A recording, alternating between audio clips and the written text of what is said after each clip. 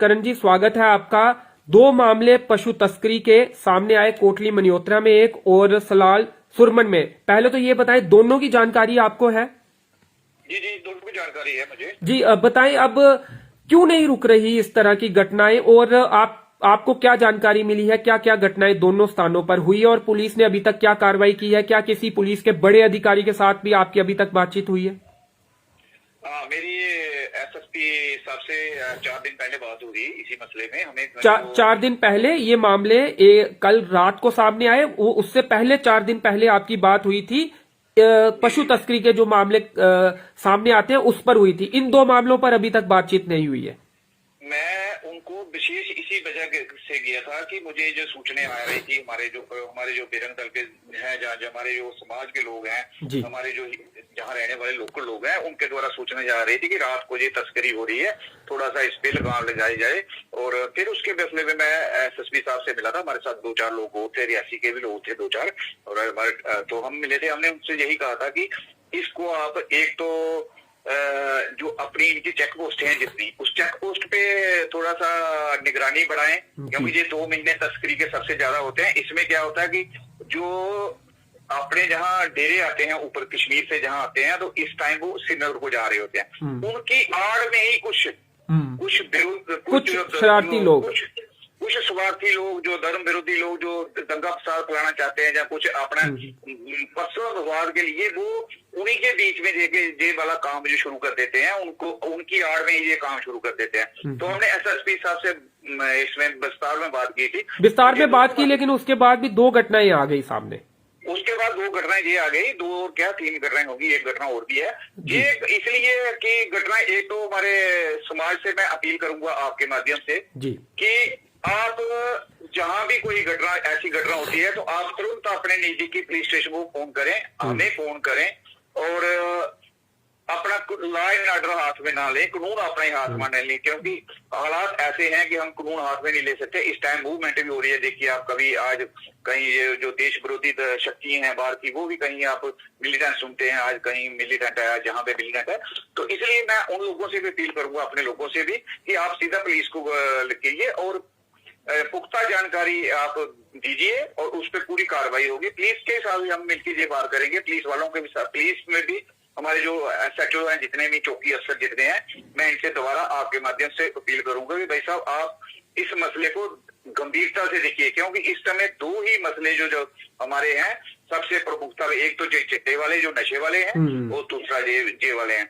तो ये इसी आड़ में ये रात को जो लोग घूमते हैं, तो आपको पता है चिट्टा की तस्करी भी करते हैं साथ में, और ये बोवाइन तस्करी भी करते हैं। तो इन लोगों का ये दोनों आईडी हमारे जो यूथ है, आप ये कह रहे हैं नशा और पशु तस्करी ये सेम लोग भी होते हैं बीच में? तो ये बिल्कुल सेम होते हैं। जहाँ से लेके मोबाइल स्मगलिंग कश्मीर चले जाते हैं, वहां से नशा भी लेके आते हैं ये बीच में, क्योंकि इनकी तलाशी होती है। हमको इनके रूट ही कोई है, ये रूटों में कोई चैटिंग नहीं होती, कुछ नहीं होती। इसमें ये इनका एक बहुत बड़ा नेक्सिस है, ये बहुत बड़ा नेक्सिस है। ये हमारे धर्म पे भी आज चोट पहुंचा रहे हैं, और हमारे जो युवा नौजवान है, उस युवा नौजवान शक्ति को ये नष्ट करने के लिए लगे हुए हैं, नशे की तरफ धकेल रहे हैं। क्योंकि ये नशे की तरफ धकेलेंगे तो हमारा जो आने वाला भविष्य है वो अंधकार में आने के। जम्मू में एक मामला सामने आया, जिस तरह से चोर की पिटाई हुई, और वो बालियां चोरी करने का प्रयास कर रहा था, उसने चोरी कर ली थी, उसके बाद उसे दर दबोचा गया।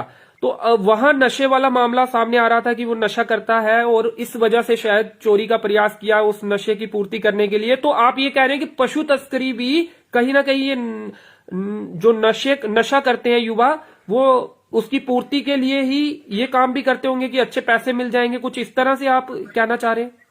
हाँ बिल्कुल, ये जो घटना कह मतलब कि इसके पीछे भी नशा भी इन्वॉल्व है इस मामले में भी, जिस तरह से दूसरे क्राइम के मामलों में क्राइम, जितने भी क्राइम होते हैं 99% जो क्राइम होता है वो नशे के लिए ही होता है, और नशे की वजह से ही होता है। जो आप ये कह रहे हैं कि वो चोरियां कर रहा था, अगर वो नशा कंज्यूम करता है, अगर एडिक्ट है, तो उसके लिए मेरी तरफ से मैं लोगों से कहूंगा कि उन्होंने बड़ा गलत किया। अगर उसको, अगर एक बीमार आदमी है, उस बीमार आदमी को पकड़ के पुलिस के हवाले करना चाहिए, पुलिस उसकी आगे पूछताछ करती।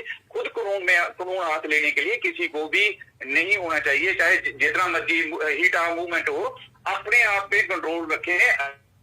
उसको पहले अगर ठीक है, अगर आपने पकड़ लिए तो फिर उसको पुलिस को हैंड ओवर कर देते। उनके साथ अगर कोई कानून के बिना, जो किसी को कानून हाथ में लेने की बिल्कुल भी इजाजत नहीं होनी चाहिए, चाहे कोई भी हो। ये मेरा जी। कोटली मल्होत्रा में क्या हुआ और उसके बाद किसी अधिकारी से, पुलिस के अधिकारी से, जो कोटली मल्होत्रा में जो रात को ये प्रदर्शन किया गया, उसके बाद SHO रियासी वहां पे पहुंच गए थे अपनी टीम। रंजीत राव जी पहुंचे थे और कोशिश की थी उन्होंने घेरा डालकर पकड़ने की, लेकिन तस्कर तो मिले नहीं। पशु तस्करी का ही प्रयास था वो, आप ये समझते हैं? और आपको क्या जानकारी मिली थी? वो पशु तस्करी का ही प्रयास था क्या कि इनके पास, इन्होंने पशु तस्करी करने के लिए इन्होंने 3-4 चीजें रखी होती हैं इनके। एक आदमी इनके आगे मोटरसाइकिल लेके जाता है, एक भी इनका गाड़ी लेके जाता है, छोटी गाड़ी जो तो एक इस मामले में एक कार भी बरामद हुई है। आप वही इशारा कर रहे हैं कि वो कार वही उसका हिस्सा? जी, वही उसका हिस्सा है। मैं आपको एक घटना याद दिलवाता हूँ। पीछे 2 घटनाएं हुई थी पुणे थाना क्षेत्र में। तो वहां पे क्या था कि आगे एक कार जाती थी, पीछे से 200 साल जाती थी। तो उन्होंने जब वहां के SHO थे, उनकी गाड़ी भी हिट की थी और उनके ऊपर गाड़ी चलाने की कोशिश भी की थी।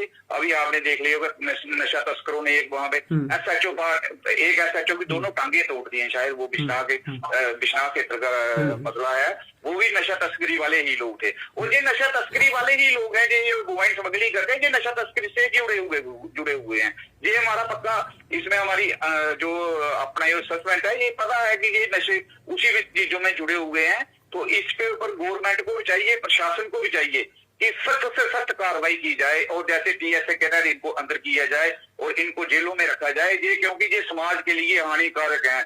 जैसे कोई जो समाज को खत्म करने वाले लोग हैं, इसके लिए ये आप ये कह रहे हैं कि अगर नशेड़ियों पर या फिर बड़े मगरमच्छों पर कार्रवाई होती है और इस चेन को तोड़ा जाता है, नशे को समाप्त किया जाता है या बिल्कुल कम किया जाता है, तो इस तरह के क्राइम भी अपने आप रुक जाएंगे, कम हो जाएंगे? बिल्कुल रुक जाएंगे, 90% कम हो जाएंगे। अगर प्लीज फिर कोई भी इतनी हिम्मत, नशे के बिना इतनी हिम्मत नहीं करेगा। बहुत कम लोग होंगे जो, वो फिर कम लोग हैं, वो 5-10% रह जाएंगे। नहीं तो ये 90% जो नशे के जोर पे ही काम करते हैं और पुलिस के साथ भी लड़ते हैं। अब आप देखिए, हमारा जो सिविल सोसाइटी है, जो सिविल लोग हैं, हम पुलिस के सामने बात करने में भी थोड़ा सा झिझक महसूस करते हैं। पर ये लोग इतने, इनका दिल इनका हो गया है कि एक SHO की पार्टी के साथ, उनके साथ बॉडीगार्ड होंगे, सब कुछ होगा, उसके बाद भी डंडे लेके उनकी टांगे तोड़ देते हैं, 7-8 आदमी घायल कर देते हैं। अब बताएं क्या ये नशे का नहीं है तो क्या है? वो तो SHO ने अपना पता नहीं किस बेस से उनको बख्श दिया। नहीं तो ये नशे के कारण ही ऐसे कुछ हो रहे हैं। उससे तो कोटली मल्होत्रा वाले मामले में ये कहा जा रहा है कि करियानी के पास से कुछ युवकों ने देखा था वाहनों को, उसके बाद पुलिस को भी सूचित किया और लोगों को भी बताया। उसके बाद कोटली मल्होत्रा में कहीं वाहन छुपा दिए और मवेशियों को, शायद अगर गाड़ी में थे तो उन्हें बाहर निकाल दिया और बाकी मवेशियों के साथ मिक्स कर दिया। कुछ इस तरह की घटना सामने आ रही है। पुलिस ने वाहन, कार और लोड कैरियर, तो गुड्स कैरियर वो रिकवर कर लिया, लेकिन जो तस्कर थे और मवेशी जो सेफ बचाए जाने चाहिए थे वो अभी तक नहीं हुए। तो आपको क्या लगता है कि जल्द पुलिस कामयाबी हासिल करेगी और पशु तस्करों को उस मामले के पकड़ा जाएगा? और जो सलाल में हुआ वो भी फरार है, उनको भी पकड़ा जाएगा? अभी तक कोई प्रेस नोट जारी नहीं हुआ है पुलिस की तरफ से कि पकड़ा गया हो। जो सलाल वाले वहाँ पे SHO हैं अरनास में, सुमित मल्होत्रा जी, वो भी बहुत अच्छे। ये पुलिस स्टेशन रियासी के अंतर्गत पड़ता है और चौकी जो है वो ज्योतिपुरम पड़ती है। वो पुल के उस पार अरनास, कंठान पुल के उस पार। हमारे ये SHO जो रंजीत राव जी जी रियासी लगे हुए हैं, ये भी एक ऑनेस्ट ऑफिसर है और इस मसले में जो मोबाइल स्मगलर और नशे के खिलाफ जी बिल्कुल है जी। मुझे पूर्ण विश्वास है कि 2-4 दिन में, क्योंकि गाड़ी छुड़ाने तो आएगा ही ना कोई, तो अपने आप चेन आ जाएगी। चेन पकड़ लेती है पुलिस, ऐसा कुछ नहीं है। पुलिस में बहुत से विंग होते हैं, उन विंगों को मालूम होता है जी कौन से लोग हैं। पुलिस अब जब गाड़ी होगी, जब गाड़ी वाला पकड़ा जाएगा, जब गाड़ी आपके पास आ गई तो गाड़ी वाला भी पकड़ा जाएगा और उसके साथ जिस लोगों ने वो गाड़ी हायर की थी वो भी पकड़े जाएंगे और जो स्मगलर थे वो भी पकड़े जाएंगे जी, पक्का विश्वास है। अगर नहीं करते हैं तो फिर उसके बाद मुझे लगता है कि जो पुलिस को थोड़ी सी सख्ती अब और बढ़ा देनी चाहिए 2 महीने के लिए। आपको देखिए अगर पुलिस सख्ती बढ़ाती है अब चेक पोस्टों पे, तो ये नशे की तस्करी और ये मोबाइल स्मगलिंग ये दोनों बंद हो जाती है। ये साथ साथ में होती है, साथ साथ में नशा भी आप कह रहे हैं कि उसी गाड़ी में भी सप्लाई होने के चांसेस होते हैं। जी, जैसे जहाँ से ये मोबाइल स्मगलिंग लेके जाते हैं ना, तो वही वापसी भी नशा लेके आते हैं तो कश्मीर से। अच्छा, ये आप आपने कश्मीर से नशा लेके जाते हैं, नशा लेके आते हैं उनसे ये इनके तो ऐसे में आम लोगों को भी आपको लगता है कि जहां भी जिसको भी जानकारी जो भी हो अपने आसपास में, तो पुलिस के साथ साझा करनी चाहिए। थोड़ी विश्वास की भी कमी आती है पुलिस और जनता के जो रिश्ते में। देखिए मैं आपके माध्यम से करते भी होंगे और पकड़े भी जाते हैं, लगातार प्रेस नोट भी आते हैं। वो आपका कहना बिल्कुल सही है कि पुलिस के साथ जानकारी साझा करने से जो लोग आदमी वहां पे पार करता है उसके ऊपर जान का खतरा आ जाता है। पर मैं आपके माध्यम से लोगों से अपील करता हूं कि हमारे जो विश्व हिंदू परिषद जावे रंग दल के जो कार्यकर्ता हैं, मेन कार्यकर्ता हैं, उनके साथ साझा करिए। आपका कहीं नाम नहीं आएगा, हम अपने तौर पे उसको ट्रेस भी कर लेंगे और पुलिस को भी वहां पे इन्फॉर्म करेंगे। कभी भी जहाँ तो पत्रकारों को बताइए, जो निष्पक्ष पत्रकार लगते हैं आपको, आप उनसे बात साझा कीजिए, हमसे साझा कीजिए, नहीं तो एसएसपी साहब से सीधी डायरेक्ट साझा कीजिए। तो अब नशे पर लगाम लगाने के लिए पूरी तरह से, हालांकि कोशिशें हो रही हैं, प्रेस नोट आते हैं, हम भी फोटो अपलोड करते हैं। अब निर्णायक कदम उठाने की जरूरत है, मैक्सिमम जो हो सकता है वो करने की जरूरत है, और अलग से कोई सेल, कोई फोर्स बनाने की जरूरत है जो सिर्फ नशे पर काम करे। मैं कह रहा हूँ कि पुलिस को इस नशे पे, जैसे हमारे कश्मीर में जो मिलिटेंसी खत्म करने के लिए जैसे युद्ध स्तर पे हम लड़ रहे थे, वैसे ही नशे के खिलाफ युद्ध स्तर पे काम छेड़ना चाहिए। और एक डिपार्टमेंट, एक अलग से विंग जो नशे के लिए है, वो बिल्कुल अलग से विंग होना चाहिए, और वो विंग सिर्फ नशे के तस्करों के खिलाफ जो अपनी कार्रवाई करे। ये बहुत जरूरी है, क्योंकि अभी नहीं करेंगे तो फिर हमारा जो भविष्य है आने वाला। अंशित जी, मैं आपको ही सुन रहा था, आपसे पहले सोनलाल जी से बात कर रहे थे आप। मैं कह रहा हूँ कि वो 3 साल में कह रहे थे, मैं 1 साल में हमारे डिस्ट्रिक्ट रियासी में 100, डिस्ट्रिक्ट रियासी की बात कर रहा हूँ मैं, डिस्ट्रिक्ट रियासी में 100 से ज्यादा युवा नशे के कारण वो आत्महत्या कर चुके, जहाँ ओवरडोज के कारण मर चुके, जहाँ कहीं गुनाहों में बंद हो चुके, कहीं जेलों में सड़ रहे हैं। ये 1 साल के अंदर 100 से ज्यादा युवा है। जिस डिस्ट्रिक्ट का 100 से ज्यादा युवा अगर चला जाए 1 साल के अंदर, तो आप सोचिए हमारा क्या भविष्य है आगे। और मैं आपके माध्यम से माता पिता को भी, जो बच्चों के माता पिता हैं, उनसे अपील करूंगा कि अपने बच्चों के साथ दोस्त की तरह व्यवहार कीजिए। और जब बच्चा बड़ा हो जाता है तो आप उसके साथ दोस्त की तरह व्यवहार कीजिए, उसकी जरूरतों के साथ देखिए हमारा बच्चा किसके साथ बैठता है, किसके साथ उठता है।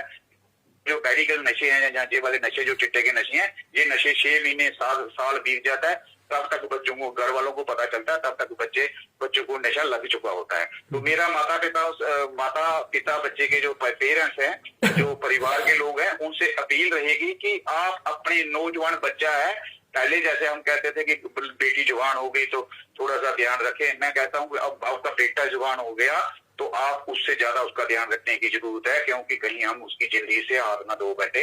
ये मेरी आपके माध्यम से भी। तीसरा मामला आपने जिक्र किया था, डिस्ट्रिक्ट रियासी का है या फिर आप किसी और मामले की बात कर रहे थे, बाहर के मामले? तीसरा डिस्ट्रिक्ट रियासी का ही है, वो भी डिस्ट्रिक्ट रियासी का है। वैसे तो वो तो आज भी हमने 10 जगह, हमारे स्टेट में 10 जगह ये मोबाइल स्मगलिंग वाले पकड़े गए हैं आज भी, पर वो डिस्ट्रिक्ट रियासी का ही है।